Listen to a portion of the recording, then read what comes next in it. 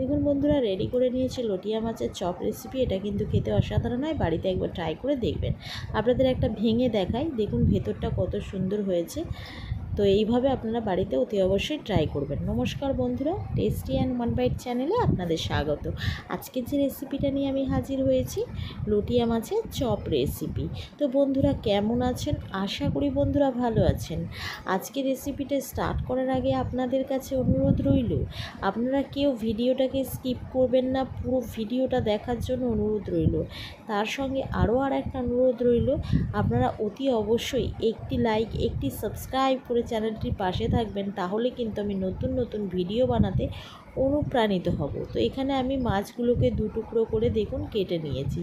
দিয়ে দিচ্ছি হাফ লেবু কাটা, লেবুর রসটা পুরোটাই আমি এখানে দিয়ে দেব। দিয়ে দিচ্ছি লবণ, দিয়ে দিচ্ছি হাফ চা চামচ হলুদ গুঁড়ো, দিয়ে দিচ্ছি 1 চা চামচ রসুন বাটা, দিয়ে দিচ্ছি হাফ চা চামচ আদা বাটা, দিয়ে দিচ্ছি হাফ চা চামচ ঝাল লঙ্কার গুঁড়ো। ভালো করে এবারে এগুলোকে আমি মাখিয়ে নেব। মাখিয়ে নিয়ে আমি এটাকে কিছুক্ষণ রেস্টে রেখে দেব। এখানে এবারে আমি বাটি নিয়ে নিয়েছি, এখানে আমি ব্যাটারটাকে রেডি করে নেব। নিয়ে নেব প্রায় 3 চামচ মতো বেসন, নিয়ে নিচ্ছি 1 চা চামচ কর্নফ্লাওয়ার, নিয়ে নিচ্ছি হাফ চা চামচ ঝাল লঙ্কার গুঁড়ো, নিয়ে নিচ্ছি 1 চা চামচ রসুন বাটা, নিয়ে নিচ্ছি হাফ চা চামচ আদা বাটা, দিয়ে দিচ্ছি হাফ চা চামচ লঙ্কা বাটা, দিয়ে দিচ্ছি হাফ চা চামচ ধনিয়া গুঁড়ো, দিয়ে দিচ্ছি হাফ চা চামচ জিরে গুঁড়ো, দিয়ে দিচ্ছি স্বাদ অনুযায়ী লবণ, আর অল্প জল দিয়ে আমি ব্যাটারটাকে এইভাবে রেডি করে নেব। এখানে আমি কড়াই বসিয়ে দিয়েছি।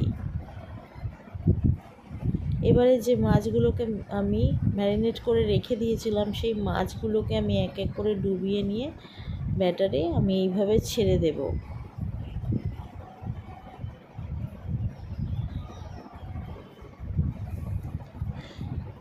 এইভাবে আমি উল্টে পাল্টে ভালো করে ভেজে নেব। আবারও আমি দেখুন চামচের সাহায্যে এইভাবে ছেড়ে দিচ্ছি মাছগুলোকে। ওপরে ব্যাটারটাকে ভালো করে দিয়ে দিচ্ছি চামচের সাহায্যে, যাতে করে দুই পিঠ কিন্তু সুন্দরভাবে হয়, ব্যাটারটা কভার করে।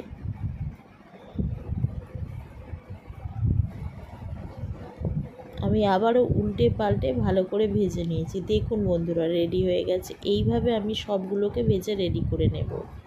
দেখুন বন্ধুরা কত সুন্দর হয়েছে ভাজাগুলো। দেখুন বন্ধুরা আমি রেডি করে নিয়েছি লটিয়া মাছের চপ রেসিপি। তো বন্ধুরা যদি ভিডিওটা ভালো লাগে তাহলে অতি অবশ্যই একটি লাইক, একটি সাবস্ক্রাইব করে চ্যানেলটির পাশে থাকবেন।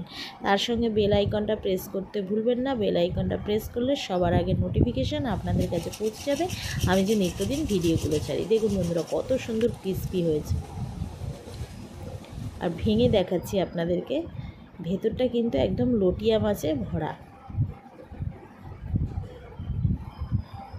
লটিয়া মাছের কাঁটা কিন্তু নরম হয়, এটা ফেলে দিয়ে কিন্তু সন্ধ্যে স্ন্যাক্সে বা দুপুরে ভাত ডালের সাথে খাওয়া যেতে পারে।